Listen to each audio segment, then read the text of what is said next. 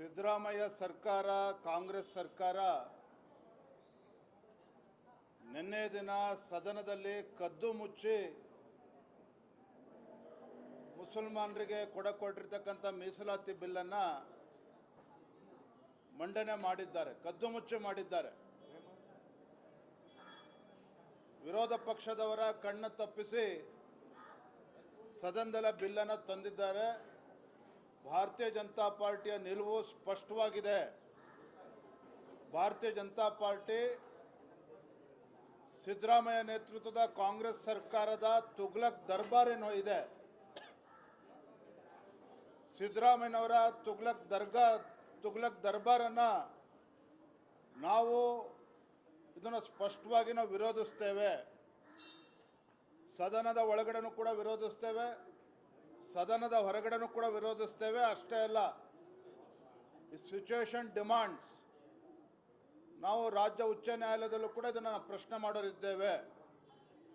ಯಾವುದೇ ಕಾರಣಕ್ಕೂ ಇವರ ದುರಾಡಳಿತಕ್ಕೆ ಒಂದು ಇತಿಮಿತಿಗಳಿದ್ದಾವೆ. ಅಲ್ಪಸಂಖ್ಯಾತರ ಒಂದು ಓಲೈಕೆ ರಾಜಕಾರಣ ಇವತ್ತೇನು ಕಾಂಗ್ರೆಸ್ನವ್ರು ಮಾಡೋದಕ್ಕೆ ಹೊರಟಿದ್ದಾರೆ. ನಾನು ಮಾನ್ಯ ಸಿದ್ದರಾಮಯ್ಯನವ್ರಿಗೆ ಕಾಂಗ್ರೆಸ್ನವ್ರಿಗೆ ಕೇಳೋದಕ್ಕೆ ಇಚ್ಛೆಪಡ್ತೇನೆ, ನಿಜವಾಗ್ಲೂ ಕೂಡ ನೀವು ಅಲ್ಪಸಂಖ್ಯಾತರ ಬಗ್ಗೆ ಕಳಕಳಿ ಇದ್ದಿದ್ದೇ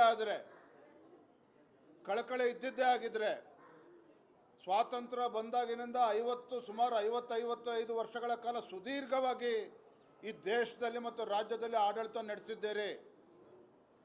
ಯಾಕೆ ಅಲ್ಪಸಂಖ್ಯಾತರಿಗೆ ಶಿಕ್ಷಣಕ್ಕೆ ಒತ್ತನ್ನು ಕೊಟ್ಟು ಅವರಿಗೆ ಮುಂಚೂಣಿಯಲ್ಲಿ ತರ್ತಕ್ಕಂಥ ಕೆಲಸ ಯಾಕೆ ಕಾಂಗ್ರೆಸ್ ಮಾಡೋದಕ್ಕೆ ಸಾಧ್ಯ ಆಗಲಿಲ್ಲ? ಯಾಕೆ ಸಾಧ್ಯ ಆಗಲಿಲ್ಲ ಅಂತ ಹೇಳಿದ್ರೆ ಅದಕ್ಕೆ ನಾನು ಉತ್ತರ ಕೊಡ್ತೇನೆ. ಕಾರಣ ಏನು ಅಂತ ಹೇಳಿದ್ರೆ ಕಾಂಗ್ರೆಸ್ನವ್ರಿಗೆ ಇಚ್ಛಾಶಕ್ತಿ ಇಲ್ಲ. ಒಳ್ಳೆ ಶಿಕ್ಷಣವನ್ನು ಕೊಟ್ಟು ಅವ್ರನ್ನೂ ಕೂಡ ಮುಂದೆ ತರ್ತಕ್ಕಂಥ ಇಚ್ಛಾಶಕ್ತಿ ಯಾವತ್ತೂ ಕೂಡ ಇರಲಿಲ್ಲ. ನಾನು ಇವತ್ತು ಕೇಳ್ತೇನೆ ಸಿದ್ದರಾಮಯ್ಯನವ್ರಿಗೆ, ಭಾರತೀಯ ಜನತಾ ಪಾರ್ಟಿ ಅಲ್ಪಸಂಖ್ಯಾತ ವಿರೋಧಿಗಳು ಅಂತೇಳಿ ನೀವೇನು ಬಿಂಬಿಸಕ್ಕೆ ಹೊರಟಿದ್ದೀರಿ. ಭಾರತೀಯ ಜನತಾ ಪಾರ್ಟಿ ಮುಸಲ್ಮಾನರ ವಿರೋಧಿಗಳಲ್ಲ. ಇವತ್ತು ದೇಶದಲ್ಲಿ ಅಲ್ಪಸಂಖ್ಯಾತ ಮಹಿಳೆಗೂ ಕೂಡ ಸಮಾಜದಲ್ಲಿ ನ್ಯಾಯ ಕೊಡಬೇಕು ಅಂತೇಳಿ ಟ್ರಿಪಲ್ ತಲಾಖನ್ನು ಕಿತ್ತೆ ಹಾಕಿರ್ತಕ್ಕಂಥದ್ದು ಭಾರತೀಯ ಜನತಾ ಪಾರ್ಟಿ ಸರ್ಕಾರ, ನರೇಂದ್ರ ಮೋದಿಜಿ ಸರ್ಕಾರ. ಇವತ್ತು ಕೇಂದ್ರದಲ್ಲಿ ನರೇಂದ್ರ ಮೋದಿಜಿಯವರು ಕೊಟ್ಟಂಥ ಕಾರ್ಯಕ್ರಮಗಳು, ಇವತ್ತು ಜನ್ಧನ್ ಅಕೌಂಟನ್ನು ಓಪನ್ ಮಾಡಿ, ಇವತ್ತು ಉಜ್ವಲ ಯೋಜನೆ ಇರ್ಬೋದು, ಅನೇಕ ಯೋಜನೆಗಳೇನು ಕೊಟ್ಟಿದ್ದಾರೆ ಕೇವಲ ಹಿಂದೂಗಳಿಗೆ ಕೊಟ್ಟಿಲ್ಲ. ಯಡಿಯೂರಪ್ಪನವ್ರು ಕೊಟ್ಟಂಥ ಭಾಗ್ಯಲಕ್ಷ್ಮಿ ಯೋಜನೆ ಕೇವಲ ಹಿಂದೂಗಳಿಗೆ ಕೊಟ್ಟಿಲ್ಲ. ಈ ರಾಜ್ಯದ ಪ್ರತಿಯೊಬ್ಬರಿಗೂ, ಈ ದೇಶದಲ್ಲಿ ಪ್ರತಿಯೊಬ್ಬರಿಗೂ ಕೂಡ ಕೇಂದ್ರ ಸರ್ಕಾರ ಆಗಲಿ ಬಿಜೆಪಿ ಸರ್ಕಾರ ಇವತ್ತು ಕಾರ್ಯಕ್ರಮಗಳನ್ನು ನೀಡಿದೆ. ಆದರೆ ಕಾಂಗ್ರೆಸ್ನವ್ರ ಥರ ಮುಸಲ್ಮಾನರನ್ನ ವೋಟ್ ಬ್ಯಾಂಕ್ ಪೊಲಿಟಿಕ್ಸ್ಗೆ ಸೀಮಿತ ಯಾವತ್ತೂ ಕೂಡ ಭಾರತೀಯ ಜನತಾ ಪಾರ್ಟಿ ಮಾಡಿಲ್ಲ. ಹಾಗಾಗಿ ನಾನಿವತ್ತು ರಾಜ್ಯದ ಮುಖ್ಯಮಂತ್ರಿಗಳಿಗೆ ಇವತ್ತು ಎಚ್ಚರಿಕೆಯನ್ನು ನೀಡ್ತಾ ಇದ್ದೇನೆ. ಈ ನಿಮ್ಮ ದುರಹಂಕಾರದ ನಡೆ ಏನಿದೆ, ಈ ತುಗ್ಲಕ್ ದರ್ಬಾರ್ಗೆ ಇತಿಮಿತಿಗಳಿದೆ. ಹಾಗಾಗಿ ನಾವು ಇದನ್ನು ಯಾವುದೇ ಕಾರಣಕ್ಕೂ ಬಿಡ್ತಕ್ಕಂಥ ಪ್ರಶ್ನೆನೇ ಇಲ್ಲ. ಅಲ್ಪಸಂಖ್ಯಾತರಿಗೆ ಅಥವಾ ಮುಸಲ್ಮಾನರಿಗೆ 4% ಇವತ್ತು ಸರ್ಕಾರಿ ಕಾಂಟ್ರಾಕ್ಟ್ಗಳಲ್ಲಿ ಏನು 4% ಮೀಸಲಾತಿ ಇಡಕ್ಕೆ ಹೊರಟಿದ್ದೀರಿ. ನಾವು ಇದನ್ನು ಸ್ಪಷ್ಟವಾಗಿ ವಿರೋಧವನ್ನು ಮಾಡ್ತೇವೆ. ಎಲ್ಲ ನಮ್ಮ ಪಕ್ಷದ ಮುಖಂಡಕ್ಕೂ ಚರ್ಚೆ ಮಾಡ್ತೇವೆ. ಕಾನೂನಾತ್ಮಕವಾಗಿ ಯಾವ ಹೆಜ್ಜೆನ ಇಡಬೇಕು, ಸದನದ ಒಳಗಡೆ ಯಾವ ರೀತಿ ಹೋರಾಟವನ್ನು ಮಾಡಬೇಕು, ಸದನದ ಹೊರಗಡೆ ಏನು ಹೋರಾಟ ಮಾಡಬೇಕು, ಎಲ್ಲ ಮುಖಂಡಕ್ಕೂ ಚರ್ಚೆ ಮಾಡಿ ತೀರ್ಮಾನವನ್ನು ಮಾಡ್ತೇವೆ. ಸಿದ್ದರಾಮಯ್ಯ ಸರ್ಕಾರ ಕಾಂಗ್ರೆಸ್ ಸರ್ಕಾರ ನಿನ್ನೆ ದಿನ ಸದನದಲ್ಲಿ ಕದ್ದು ಮುಚ್ಚಿ ಮುಸಲ್ಮಾನರಿಗೆ ಕೊಟ್ಟಿರ್ತಕ್ಕಂಥ ಮೀಸಲಾತಿ ಬಿಲ್ಲನ್ನು ಮಂಡನೆ ಮಾಡಿದ್ದಾರೆ, ಕದ್ದು ಮುಚ್ಚಿ ಮಾಡಿದ್ದಾರೆ. ವಿರೋಧ ಪಕ್ಷದವರ ಕಣ್ಣು ತಪ್ಪಿಸಿ ಸದನದಲ್ಲಿ ಬಿಲ್ಲನ್ನು ತಂದಿದ್ದಾರೆ. ಭಾರತೀಯ ಜನತಾ ಪಾರ್ಟಿಯ ನಿಲುವು ಸ್ಪಷ್ಟವಾಗಿದೆ. ಭಾರತೀಯ ಜನತಾ ಪಾರ್ಟಿ ಸಿದ್ದರಾಮಯ್ಯ ನೇತೃತ್ವದ ಕಾಂಗ್ರೆಸ್ ಸರ್ಕಾರದ ತುಗ್ಲಕ್ ದರ್ಬಾರ್ ಏನೋ ಇದೆ, ಸಿದ್ದರಾಮಯ್ಯನವರ ತುಗ್ಲಕ್ ದರ್ಬಾರನ್ನು ನಾವು ಇದನ್ನು ಸ್ಪಷ್ಟವಾಗಿ ನಾವು ವಿರೋಧಿಸ್ತೇವೆ. ಸದನದ ಒಳಗಡೆನೂ ಕೂಡ ವಿರೋಧಿಸ್ತೇವೆ, ಸದನದ ಹೊರಗಡೆನೂ ಕೂಡ ವಿರೋಧಿಸ್ತೇವೆ. ಅಷ್ಟೇ ಅಲ್ಲ, ಈ ಸಿಚುವೇಶನ್ ಡಿಮಾಂಡ್ಸ್ ನಾವು ರಾಜ್ಯ ಉಚ್ಚ ನ್ಯಾಯಾಲಯದಲ್ಲೂ ಕೂಡ ಇದನ್ನು ಪ್ರಶ್ನೆ ಮಾಡೋರಿದ್ದೇವೆ. ಯಾವುದೇ ಕಾರಣಕ್ಕೂ ಇವರ ದುರಾಡಳಿತಕ್ಕೆ ಒಂದು ಇತಿಮಿತಿಗಳಿದ್ದಾವೆ. ಅಲ್ಪಸಂಖ್ಯಾತರ ಒಂದು ಓಲೈಕೆಯ ರಾಜಕಾರಣ ಇವತ್ತೇನು ಕಾಂಗ್ರೆಸ್ನವ್ರು ಮಾಡೋದಕ್ಕೆ ಹೊರಟಿದ್ದಾರೆ. ನಾನು ಮಾನ್ಯ ಸಿದ್ದರಾಮಯ್ಯನವ್ರಿಗೆ ಕಾಂಗ್ರೆಸ್ನವ್ರಿಗೆ ಕೇಳೋದಕ್ಕೆ ಇಚ್ಛಪಡ್ತೇನೆ, ನಿಜವಾಗ್ಲೂ ಕೂಡ ನೀವು ಅಲ್ಪಸಂಖ್ಯಾತರ ಬಗ್ಗೆ ಕಳಕಳಿ ಇದ್ದಿದ್ದೇ ಆಗಿದ್ರೆ ಸ್ವಾತಂತ್ರ್ಯ ಬಂದಾಗಿನಿಂದ ಸುಮಾರು 50-55 ವರ್ಷಗಳ ಕಾಲ ಸುದೀರ್ಘವಾಗಿ ಈ ದೇಶದಲ್ಲಿ ಮತ್ತು ರಾಜ್ಯದಲ್ಲಿ ಆಡಳಿತ ನಡೆಸಿದ್ದೀರಿ. ಯಾಕೆ ಅಲ್ಪಸಂಖ್ಯಾತರಿಗೆ ಶಿಕ್ಷಣಕ್ಕೆ ಒತ್ತನ್ನು ಕೊಟ್ಟು ಅವರಿಗೆ ಮುಂಚೂಣಿ ಹೇಳ್ತಿರ್ತಕ್ಕಂಥ ಕೆಲಸ ಯಾಕೆ ಕಾಂಗ್ರೆಸ್ ಮಾಡೋದಕ್ಕೆ ಸಾಧ್ಯ ಆಗಲಿಲ್ಲ? ಯಾಕೆ ಸಾಧ್ಯ ಆಗಲಿಲ್ಲ ಅಂತ ಹೇಳಿದ್ರೆ ಅದಕ್ಕೆ ನಾನು ಉತ್ತರ ಕೊಡ್ತೇನೆ. ಕಾರಣ ಏನು ಅಂತ ಹೇಳಿದ್ರೆ ಕಾಂಗ್ರೆಸ್ನವ್ರಿಗೆ ಇಚ್ಛಾಶಕ್ತಿ ಇಲ್ಲ. ಒಳ್ಳೆ ಶಿಕ್ಷಣವನ್ನು ಕೊಟ್ಟು ಅವ್ರನ್ನೂ ಕೂಡ ಮುಂದೆ ತರ್ತಕ್ಕಂಥ ಇಚ್ಛಾಶಕ್ತಿ ಯಾವತ್ತೂ ಕೂಡ ಇರಲಿಲ್ಲ. ನಾನು ಇವತ್ತು ಕೇಳ್ತೇನೆ ಸಿದ್ದರಾಮಯ್ಯನವ್ರಿಗೆ, ಭಾರತೀಯ ಜನತಾ ಪಾರ್ಟಿ ಅಲ್ಪಸಂಖ್ಯಾತ ವಿರೋಧಿಗಳು ಅಂತೇಳಿ ನೀವೇನು ಬಿಂಬಿಸಕ್ಕೆ ಹೊರಟಿದ್ದೀರಿ. ಭಾರತೀಯ ಜನತಾ ಪಾರ್ಟಿ ಮುಸಲ್ಮಾನರ ವಿರೋಧಿಗಳಲ್ಲ. ಇವತ್ತು ದೇಶದಲ್ಲಿ ಅಲ್ಪಸಂಖ್ಯಾತ ಮಹಿಳೆಗೂ ಕೂಡ ಸಮಾಜದಲ್ಲಿ ನ್ಯಾಯ ಕೊಡಬೇಕು ಅಂತೇಳಿ ಟ್ರಿಪಲ್ ತಲಾಖನ್ನು ಕಿತ್ತೆ ಹಾಕಿರ್ತಕ್ಕಂಥದ್ದು ಭಾರತೀಯ ಜನತಾ ಪಾರ್ಟಿ ಸರ್ಕಾರ, ನರೇಂದ್ರ ಮೋದಿಜಿ ಸರ್ಕಾರ.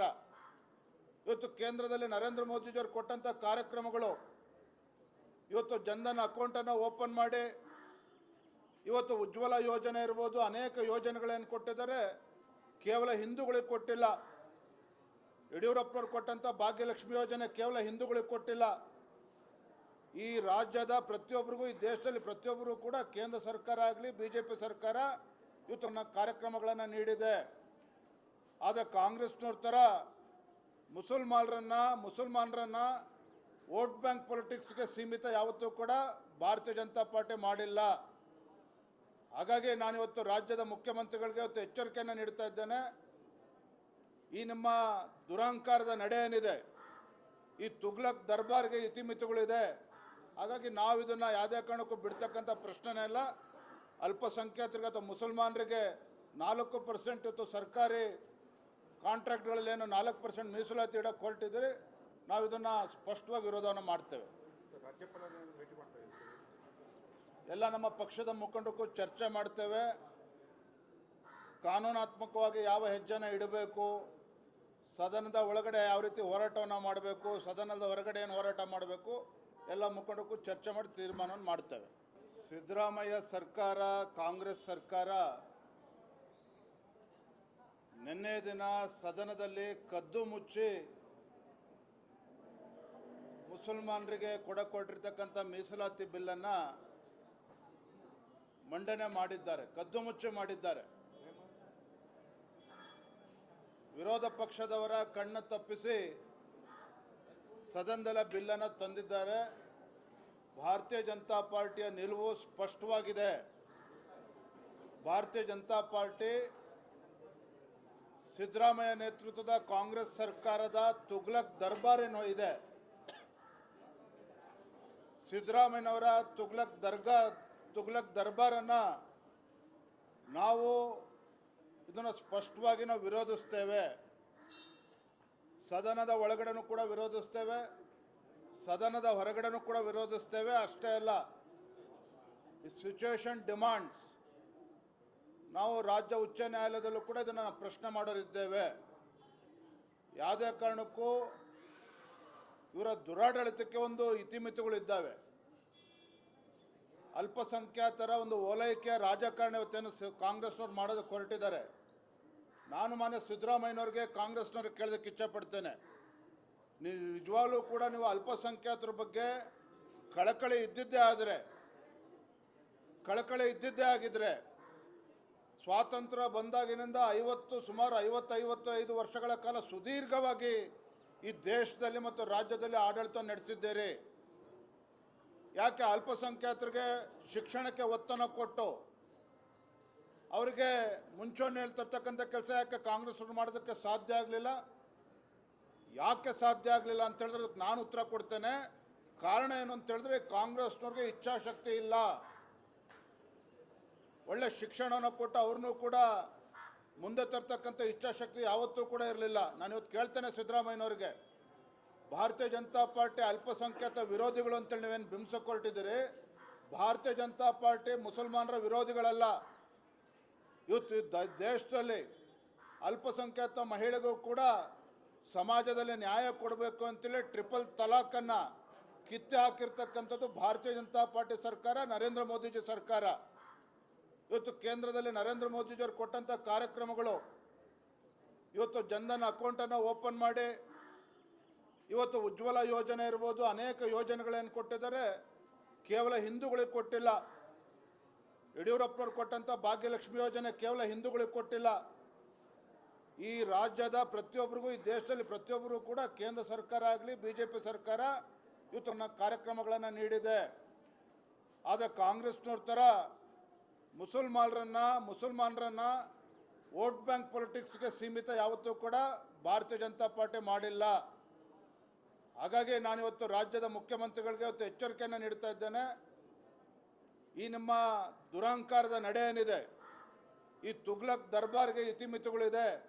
ಹಾಗಾಗಿ ನಾವು ಇದನ್ನು ಯಾವುದೇ ಕಾರಣಕ್ಕೂ ಬಿಡ್ತಕ್ಕಂಥ ಪ್ರಶ್ನೆನೇ ಇಲ್ಲ. ಅಲ್ಪಸಂಖ್ಯಾತರಿಗೆ ಅಥವಾ ಮುಸಲ್ಮಾನರಿಗೆ 4% ಇವತ್ತು ಸರ್ಕಾರಿ ಕಾಂಟ್ರಾಕ್ಟ್ಗಳಲ್ಲೇನು 4% ಮೀಸಲಾತಿ ಇಡೋಕ್ಕೆ ಹೊರಟಿದ್ರೆ ನಾವು ಇದನ್ನು ಸ್ಪಷ್ಟವಾಗಿ ವಿರೋಧವನ್ನು ಮಾಡ್ತೇವೆ. ಎಲ್ಲ ನಮ್ಮ ಪಕ್ಷದ ಮುಖಂಡಕ್ಕೂ ಚರ್ಚೆ ಮಾಡ್ತೇವೆ. ಕಾನೂನಾತ್ಮಕವಾಗಿ ಯಾವ ಹೆಜ್ಜೆನ ಇಡಬೇಕು, ಸದನದ ಒಳಗಡೆ ಯಾವ ರೀತಿ ಹೋರಾಟವನ್ನು ಮಾಡಬೇಕು, ಸದನದ ಹೊರಗಡೆ ಏನು ಹೋರಾಟ ಮಾಡಬೇಕು, ಎಲ್ಲ ಮುಖಂಡಕ್ಕೂ ಚರ್ಚೆ ಮಾಡಿ ತೀರ್ಮಾನವನ್ನು ಮಾಡ್ತೇವೆ.